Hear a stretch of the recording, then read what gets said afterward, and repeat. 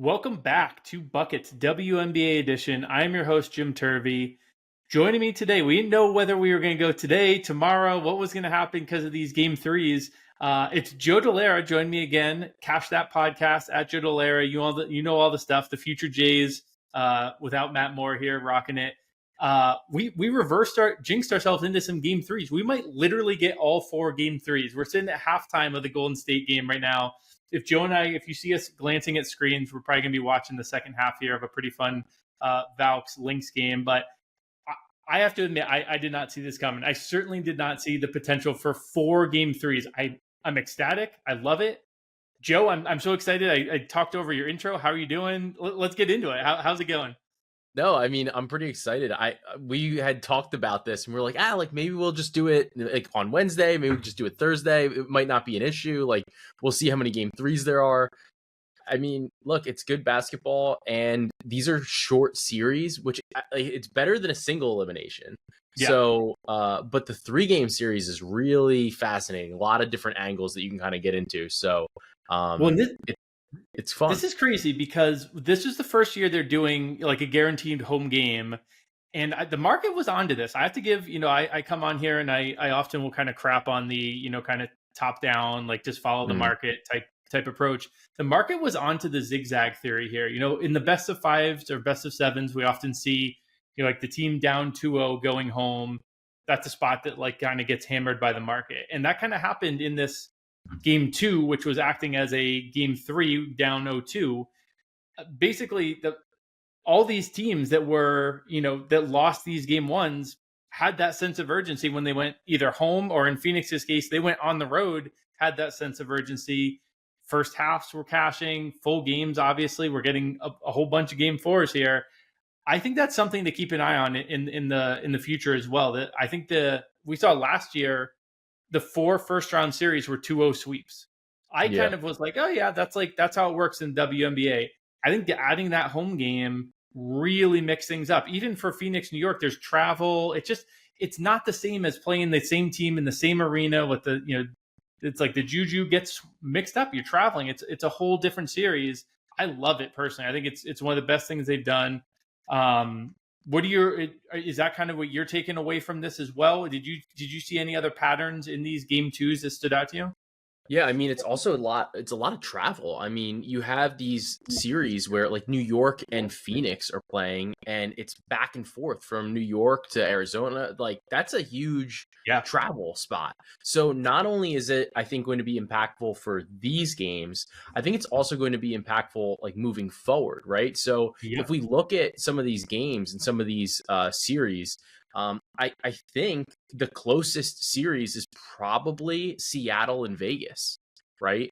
So like location wise, like literally travel wise, I think that's probably the closest one. Indiana, then Atlanta, maybe the next, because Minnesota just is always impossible to get to.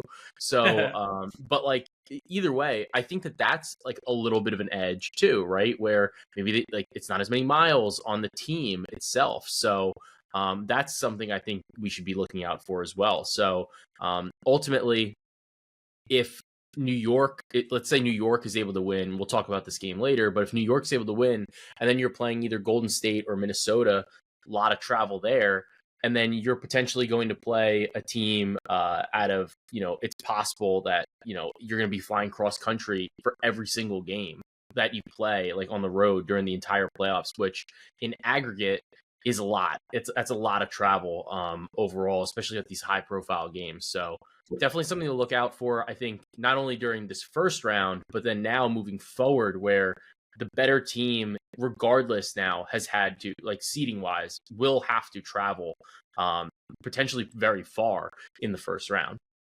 Well, and it's pretty tight turnaround too. NBA, sometimes you're seeing like 3, sometimes even 4 days off, or I guess between like 2 days off, 3 days off, something like that. When this they is travel, 1 day off. Yeah, there's not really big travel days. And what I think is interesting is, I think the market was treating these game 2s as if they were game 3s, and now it looks like they're treating these game 3s as if they're game 7s. The unders are taking money in all of these games as they open. I think it's sharp. I kind of whiffed on this, game 2 as game 3 type thing. I think I'm going to be on game 3 as game 7. And I think that this is a real look here where we could get some unders, stuff like that, that kind of plays out in quote unquote game 7s here. Do you have any thoughts on that before we go to the series in particular? The only thing that I'm not sure about, and like I think you're generally right, at least in terms of the intensity, right? Like is going to be there. The one thing that I think is maybe different though is that in like the game 7s, and like when series go so long, it's basically like you run out of adjustments. Like there are no more adjustments. Game 3, like technically it's an elimination game. It should feel like a game 7, but I think from a coaching perspective, especially the teams with better coaches are going to be able to make like legitimate adjustments and say, like there's still things that we can press especially because there's always going to be a loss here. So in order to get to the game 3, so you're looking at, a 1-1 series. You're probably going to be able to say like, did they make an adjustment in game 2? Did we need to make an adjustment in game 2? How are they going to react in game 3? There's absolutely going to be a move still because it's still only 3 games. So if the adjustment is maybe, unintentional, like playing maybe your best center for like an extended amount of minutes, then then I don't know if we can trust it. But I do think that there are adjustments that could still be made. So that's the one spot that gives me a little bit of hesitation on unders. But I do think the defensive intensity should be like higher, which always kind of helps with unders too.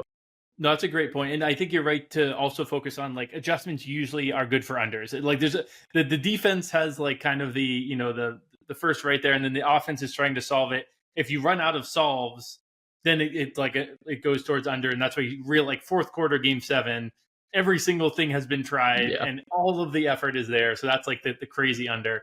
I think that's a really good point.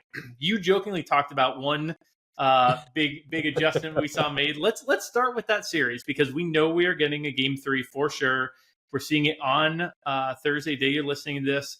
Aces and Storm. This game 2 I think was the best game of the playoffs so far. That Mercury Liberty game, we got overtime, but it was kind of ugly. This was the opposite. It was a home team winning, the crowd going bananas, a young player emerging despite her coach not seeming to want to play her. Dominique Malanga, Fonseca, roll through. We should have had him like pop up, as like a cameo here as we talked about. We need like a button for him. We really do need the Fonseca button. Man, this is the Seattle team that keeps drawing me in though. This is why I jokingly hate them so much because I can't quit them, but because there's this much talent and all that talent has a young player who might be the highest ceiling player of anyone in the league. What was your takeaways from watching this game and watching Dominique Malanga kind of arrive on the scene? I mean, the defense was there. The rebounding was there. She's very switchy. She's fast. I think that's exactly the type of defensive player that you need to throw at Asia. I will say what I think is fascinating about this is that I think she was forced into a situation where she had to play down the stretch because of the foul trouble, right? She still only played 23 minutes. So I'm like, what were her minutes supposed to be? Like that's the thing that I think is crazy. I also think though that it was great to see, but also maybe that is what you kind of need to do. Like you just need to play them both. I think Malanga's better, but just having fresh legs on Asia like all game I think is important. Like that if we've kind of seen this year with the Aces, I know they just had this like monster winning streak. At the end of the day, this all comes down to, is Asia scoring the basketball? And if Asia's not scoring, then like it's not the same anymore because like you don't have Kelsey Plum. So you don't have like another release valve in the same way. Like they have Jackie Young, sure, they have Chelsea Gray, they have Jewel Lloyd, but like at the end of the day, Plum was a bucket like when you needed it. Like and she had the ability to go break it down any point in time. She could put up 30 too. Like you're not seeing that too often from everybody else. I think that puts a lot more pressure on Asia. And if you're able to kind of stymie her a little bit, you're never going to stop her. But if you make her score like an inefficient 20, then you have a chance here. And I think that's the important thing for Seattle. Well, that's what was so weird to see in this game because the Aces, for folks who didn't see the game, the Aces had the lead in the fourth quarter. I think they Yeah. started the fourth up about 10, and even with like 4 minutes left, when Malanga checked back in, I think they're up around 6 or so. With a minute, they're up 4. They had the lead in the clutch, and I stumbled across this stat today in her Hoops article. Asia Wilson was literally had the best true shooting percentage among all players in the clutch this season. Jackie Young was third. Ironically, Alyssa Thomas, who missed the layup in game 1 against the Liberty, was second. So it's really, really bizarre that we saw these two players in Vegas and one in Phoenix who were outstanding in the clutch all season, and Asia just wasn't even like attacking. I don't know if this was she really struggled from the line. She was 6 of 11 from the line. I can't imagine one game struggling at the free throw line is going to mess with the head of like a almost soon to be 4-time MVP. Was it Malanga? I mean, she had relative success against Malanga, especially kind of baiting her with her incredible footwork into some foul trouble. I was just confused. I don't know if this was a Becky thing. I don't know. It was very strange because Seattle's not great in the clutch. They lose a lot of close games, and it was the Aces who've done this a million times, who looked like they were caught in the headlights. They were like deer in the headlights. This was a very strange game to me. It was a blast to watch, but I don't really know what was going on there. And you know what the craziest thing too is? We talk about Asia's whistle all the time. She still drew 4 fouls in the fourth quarter. Like it's not like she wasn't doing what she was doing. She actually drew 10 fouls during this game, and they lost. So game one, she drew 5 fouls. They called another 5. They called 10. They called 10. So, and in game 1, she also drew 8. So if you look at it from that perspective, I'm like wondering, but she was bad at the free throw line. She was only 6 for 11 this game in the free throw line in game 2. And that, I mean, that's the difference in the game though. Yeah. So it's like, if those free throws go in, you drew all these fouls, whatever. I do wonder in this type of game 3 now, does the whistle get tighter? You know, do they let the players play a little bit more? Because that kind of is another contributing factor where you say like, well, like, are you going to let them run? Are you going to let them play? Or are you going to have this? Are you going to give Asia like the superstar whistle combined with the rookie whistle on Malanga? And it's just a disaster. So I don't know. I think Seattle could win. I'm not like, that's the thing. It's one game now. So yeah. 7.5 is a decent number of points considering this is a quote unquote game 7. The thing is, Seattle can just go missing at times. They really can just kind of like, I mean, we saw it in game 1. Like Seattle's so hard that's why I don't bet on them. But I do think, again, you want to bet ceilings with them. So I don't mind a money line sprinkle. I can't believe I'm doing it again. I'm not going to do it. But like, can I ask you this question? Is this a better way to leverage it? Do you think Seattle could beat Indiana or Atlanta? Yes, 100%. And on the playoff preview pod, I tried to talk Calvin and Danny into betting Seattle to win the title, and they were like, "You got to calm down." But like that's the thing is like they have these crazy outcomes potentially there. They just they can't do it consistently enough. Is the problem? I'm like doing some like really quick line shopping here, but I'm seeing like a 45-1 to win the title. Yeah. I wish you could. There's a 50-1 too. Do we have? I wish you could bet that. You probably can't right now because the Lynx Falcons game is like on right now. Yeah, but that would be interesting. Like if you could say, I would be betting like Lynx over Storm. Yes. Yeah. And like see what you can get. You're probably gonna get 20 I think to 1. you'll probably even get less because I think that they would be pretty. Like Lynx are minus I bet you'd get like 15-1, maybe something like that. But even that still, might be an interesting sprinkle, I think. Well, because basically at that point you're betting the money line, which is minus or it's plus 290, and then the series price. I mean, the series price against Atlanta or Indiana is not going to be like plus probably 700. No, definitely not. So and the other thing is you're leveraging the Minnesota side, and we'll get to Phoenix. I was impressed with Phoenix and New York's there. So you have to get a couple of moving parts there. But I do think it's an interesting way to play it. Like, listen, Seattle, Dominique Malanga was plus 11 in her 24 minutes. Ezzy was minus 9. This is not to pick on Ezzy. I do think, like you said, you kind of want both to throw at Asia, but kind of have Ezzy play and like give her the fouls and then make sure Malanga, I want to see 30 Malanga minutes. She's too good already not to be doing this. Yeah. Did you see the ease with, and this is, who cares about dunking or whatever, but did you see the ease with which on that run out, Oh she yeah. just jumped up on the rim and hung on Yeah, it? I did see It's that. just fun I to did see watch. that. Even if they're losing, I hope she's in there. Yeah. For the Aces, one thing I do think is pretty troubling. Jackie's playing out of her mind. Jackie on both she's been ends great. was absolutely incredible, both games. Chelsea hasn't flipped a switch, and I don't know if that switch is there. She looked better in their run, their long winning streak, but even in that, she didn't look amazing, and she looked pretty bad down the stretch. She had a couple of bad passes. She had one really good find, but a couple bad passes, and she, you think of Chelsea, you think of those like late clutch buckets. If she's not making those late clutch buckets, the Aces look a lot different. So I want to keep an eye on that. Chelsea has looked washed and come back plenty of times before. And again, I don't see a 10 for 20 game from 3 for Seattle. That's what they shot in game 2. And like Nneka and Skylar were 8 for 11 combined. That's just they were insane. Yeah. Your incredible vets stepping up for a game. That's really hard to do 2 straight games in Vegas. I do think the Aces win, but I think, playing the ceiling of a Seattle team that is really a good team and has like theoretically a ceiling if they play more Malanga. I don't know if they get there. We both agree that I don't know if Noel's going to actually do it or if it was like foul trouble that got there.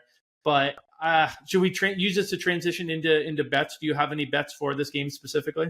So I keep looking at this game and I'm like, I don't totally know what to do with it. But I mean, I don't know if Vegas wants to switch off it, because realistically, the end of the game was just a disaster. Like, I don't know what happened in that fourth quarter that they just totally blew it. But because the rest of the game seemed fine.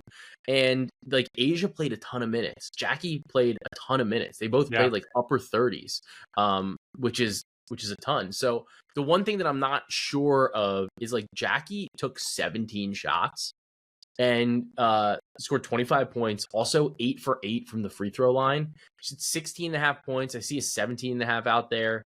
My inclination is that that's like an over spot. Like basically just two woman game with Jackie and Asia, and like just see how that goes. And if they are able to kind of shut the water off on Asia like a little bit, is Jackie the release valve? Because I think that's the Storm's best bet, is just saying, we're gonna just say anybody but somebody else has to beat us.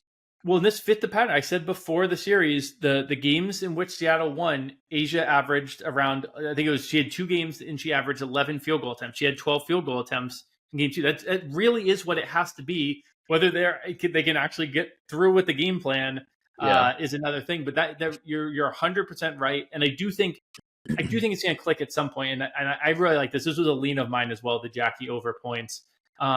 She's playing outstanding. I do think the 8 for 8 from the line maybe comes back to earth a little bit, but she cleared this in game 1 for 6 she was only 1 for 6 from 3. Exactly. So I figure it might balance out a little bit. No, 100%. My best bet for this game, I've said the name 400 times this episode already, Dominique Malanga. I'm going to the rebound well with her. They've got 6.5 for a line here. It's almost like one of those where it's like a rat line where you're like, this smells a little funky. And I know she's had 2 good games, but I mean, she had 11 in one and 10 in the other without crossing 24 minutes. You and I think she should be around 30 minutes. This is like a quote unquote game 7. I think there'll be more misses. This to me is a pretty big hammer spot for the over on the 6.5 rebounds here. I love this. And for what it's worth, back in August, she had 12 against the Aces in 24 minutes too. So she's got 12, 11, and 10 now in the 3 games that she's actually gotten run. So yeah, I like that a lot. I'm going to join you on that. Love it. All right, let's go to the other series that I keep hand waving. It's actually turned into a pretty good series. The Dream and the Fever here. For game 3, we've got the Dream favored by 7. The total is 154.5. That's come down 2 points. I actually I don't think I clarified the total for Aces and Storm. That's 159.5. That's come down 3 points already. Game 2 was ugly for Atlanta. They looked really good in game 1. They looked good in game 1, I'll say. They looked good, and the defense looked very good. In game 2, Atlanta, like you said, they couldn't throw a basketball in the ocean. Like their slash line, they shot 38% from the field, 26 from 3, and 50 from the free throw line. They couldn't even make free throws. It was one of the more putrid offensive performances. We'll get to another one that we saw tonight, actually, in a few minutes. But I think the standout takeaway to me from game 2 was that Atlanta took 9 fewer threes in their season average. Yeah. In game 1, kind of sneaky, they took 22, which is 6 fewer than their season average. Indiana is doing a really good job shutting off that Carl Smesco. He wants them to be shooting threes. Listen, if you're a system coach and people start to disrupt your system, you got to have backups. And Smesco, I said it after game 1, I think as well. I was all over him for, coach of the year or maybe runner up to Nakase. I haven't loved what I've seen from him in the postseason so far. There's been some bad challenges.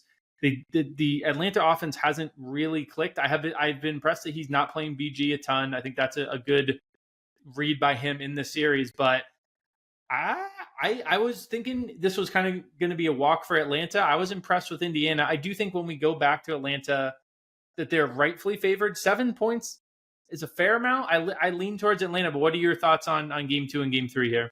Yeah, I mean, I think I've been a little surprised. I mean, I continue to be impressed by Kelsey Mitchell. Like, she's been unbelievable, I think, for Indiana. But I'm definitely surprised. And it just kind of seemed like one of those games where I think all of us bet the Dream live at halftime. We were like, the shot quality is better. Even with getting somewhat limited from the 3-point range, we're like, the shot quality is better. They're getting opportunities. This game is close. Like, Indiana couldn't pull away until then. Actually, we obviously bet the money on it, and then Indiana decided, oh, okay, well, now we're gonna pull away. We saw them bet. Let's go.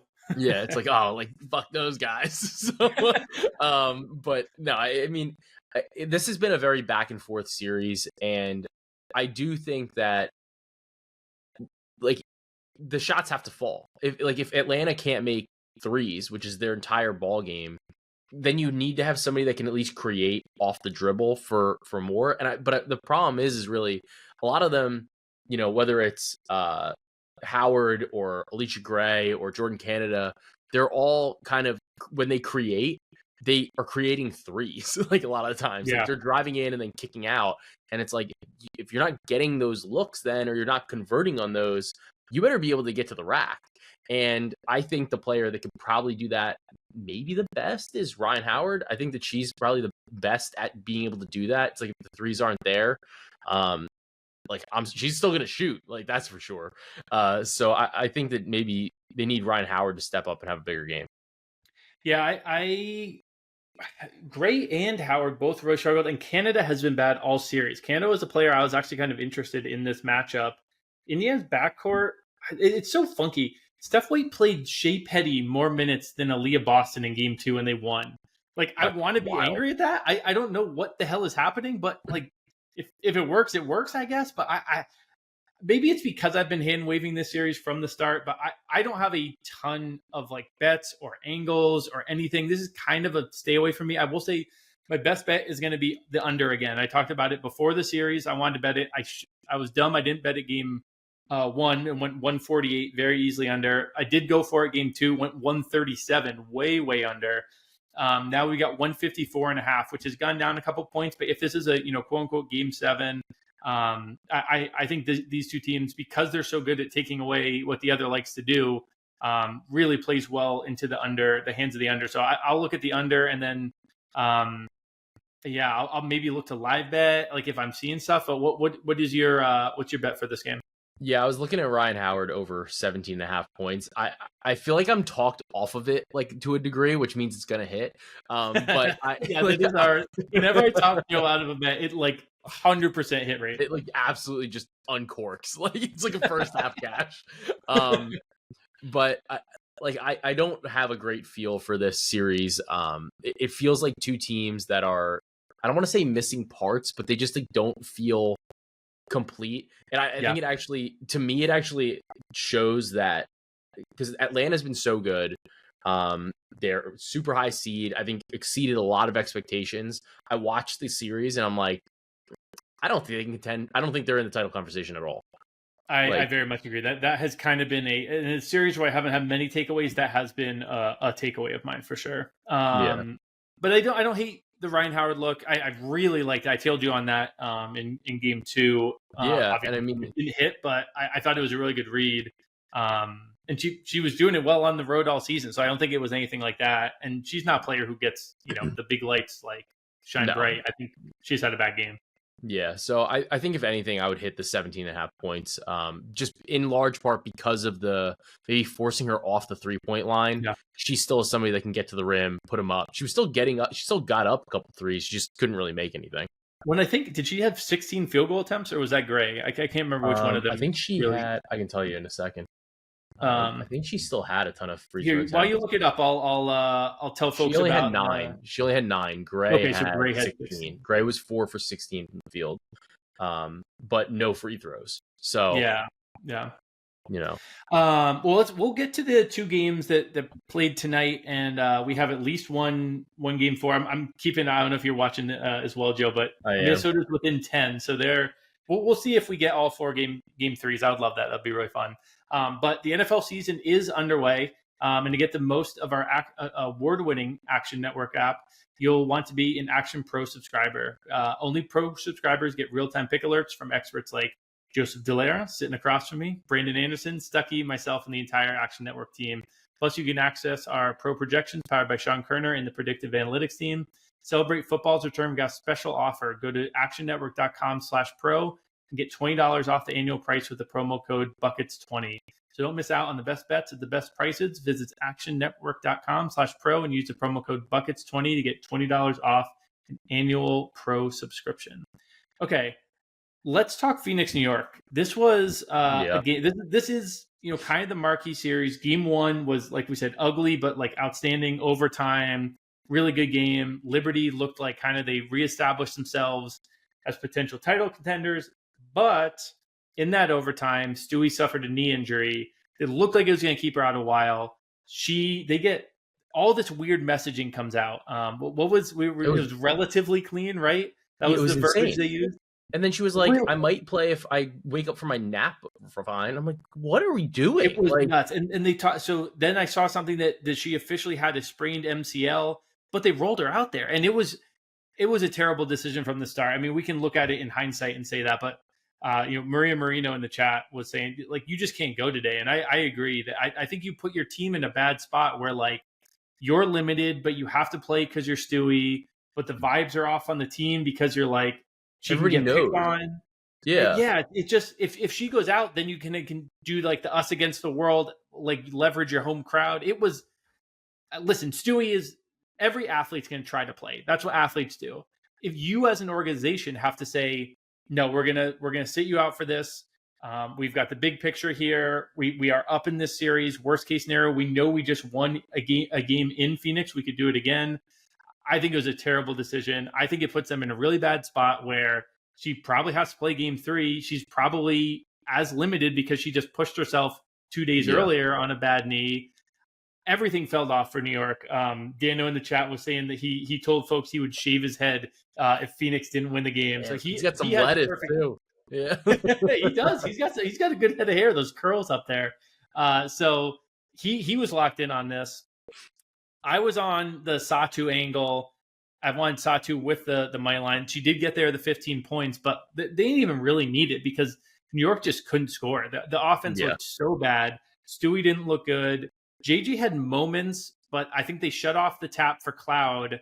Sabrina looks off, man. I really think something's up with Sabrina right now. All season, she's pushed through stuff, and she looked good in game 1, but the consistency really isn't there. So I don't know. I just rambled for a while on a game that we just got done watching, Joe. But what were your takeaways from that game too? Yeah, I mean, I think it was clear that Stewie just didn't really look right. 20 minutes, which it's hard to read too far into the 20 minutes because the team got their doors blown off so bad. So like, I don't know how many minutes she would have played necessarily. Actually, to cut in real quick, I think they were saving some of her minutes for, like, if the fourth quarter had been close, I think she would have gotten up to like 27, 28 minutes. Yeah. So, but like, still, she only took 6 shots. The problem with this, like, and what is going on with the Liberty is, I think it's the thing that we talked about actually at the end of the season. We were like, we feel like the Liberty should probably play their starters because they've never played together before. I think that's kind of like an issue right now because, like, one of the problems, like, you love it when it's going, but you also like hate it when it's going this way. But like when Sabrina is not scoring the basketball, she just keeps shooting, which is frustrating because it's like, dude, you're 3 for 13 and you have like how many other players that are probably going to the Hall of Fame? Like it's not even just like, oh, they're all-stars or, you know, like they're very good. It's like, no, like they're literally going to go in the Hall of Fame. Pass the ball. Like we know you can do this. And the other thing is she's getting picked on both ends because they put Stewie and Sabrina into pick and roll after pick and roll after pick and roll. So I'm getting distracted. The Golden State crowd is too good, man. I'm watching. They just had an and one. Everyone's going bananas. They're up 13 going into the fourth. But yeah, I mean, if she isn't contributing on the offensive end, she doesn't do a great job, like you said, stepping back and facilitating. She kind of just like forces the foot on the guy, and like sometimes like that can work, but other times it really is not great. Yeah. So I think that that's a problem here, and like we're kind of seeing that play out. But at the same time, when she is cooking, it's like, oh my God, this is the best player I've ever seen. And she can sometimes have bad games and then hit big shots late. So like it definitely cuts both ways for sure. Yeah. So, but I do agree with you in terms of the like Cloud not taking 5 shots after being awesome in game 1. That's just I don't think it wasn't an adjustment by Phoenix. That was not a Phoenix adjustment. That was like everybody else on New York is going to shoot the basketball, even though this worked very well in game 1. So that's probably kind of the problem with having a lot of mouths to feed. And then it almost seemed like the game got so far out of hand that Cloud was like, this isn't the game. This is not the game I want to spend energy on. Yeah. My biggest thing for game 3, we just watched this, like I said, so we'll have to dig in more to kind of like, rotations and stuff like that for player props. But my biggest takeaway, and that it's already taken a point, is the under here.